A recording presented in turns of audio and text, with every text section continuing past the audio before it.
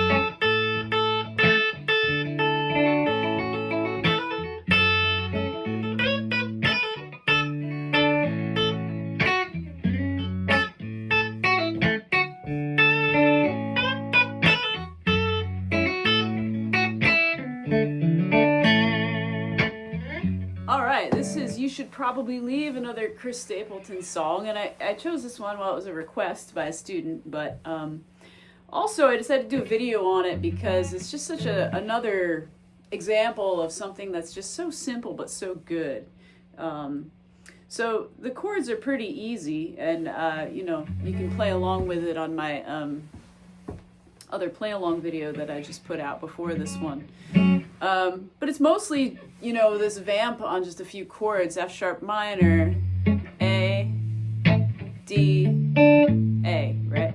And what I'm doing, like, you could play along to that in a basic way. You could just go 1 and 2 and 3 and 4 and 1 and 2 and 3 and 4 and down, up, down, up, down, up, down, up. If you want to do it in a basic way, but I thought it was kind of fun to leave a little more space. So what I'm doing is I'm just picking the E string to the D to the G, right? Thumb, index, middle, and then I hit the bass note of the A with my thumb, and then I do a very staccato strum on beat 4. So it's 1 and 2 and 3, 4. 1 and 2 and 3, 4. 1 and 2 and 3, 4. And it leaves a little space. And then I do the same thing from the D to the A. I go 1 and 2, just D, G, B, 1 and 2, hit the bass note of the A, and then staccato strum on 4. So when you put it together, you have 1 and 2 and 3, 4, 1 and 2 and 3, 4, 1 and 2 and 3, 4, 1 and 2 and 3, 4. Right? And the chords change a little bit. You go from E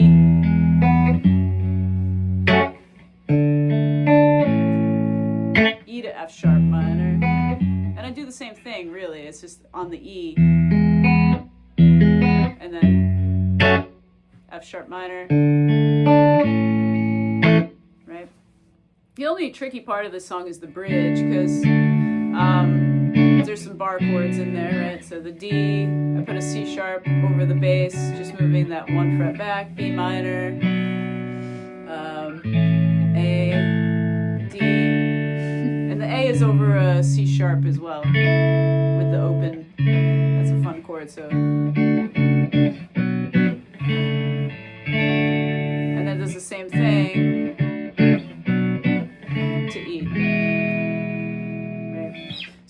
you can play this in a simpler way if you capo on the 2 and you'd bring everything down a whole step. And that would give you much easier chords to play with on the rhythm side. Like you could just do E minor, G, C, G, E minor, G. And then the chorus would be D, E minor, C, G. I know you and you know me. And then the bridge would be C, C over B, A minor, G, C, and then C, C over B, A minor, G, D. Alright, so you could capo that and bring everything down a whole step. It'd be a lot easier, but if you want to practice your bar chords, it's good too. So you can do a simple strumming pattern, or you can pick it apart, leave a little space and dynamic contrast to your playing. And then, of course, this is similar to Tennessee Whiskey. It's F sharp minor, right? So you got your F sharp minor pentatonic scale, right? In all different positions across the fretboard. And I have all that tapped out. The solo, it's very simple stuff, what they're doing. Right,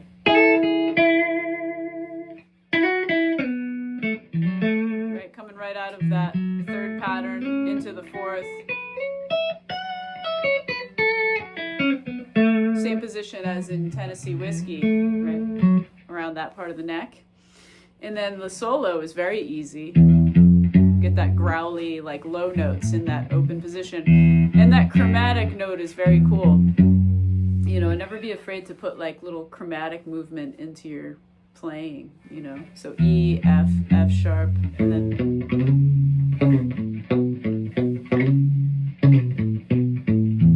very simple stuff. Right?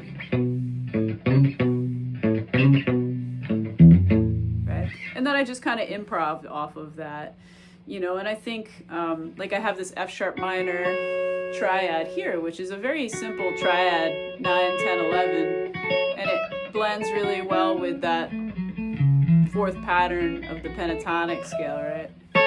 So you could do like little double stops or little sweeps.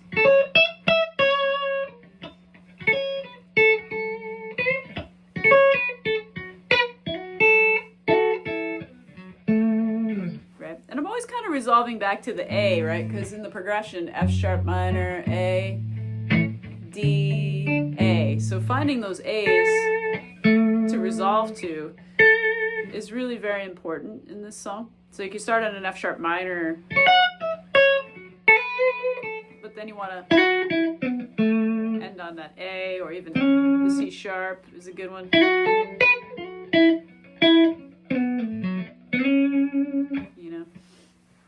So yeah, just kind of have some fun with it.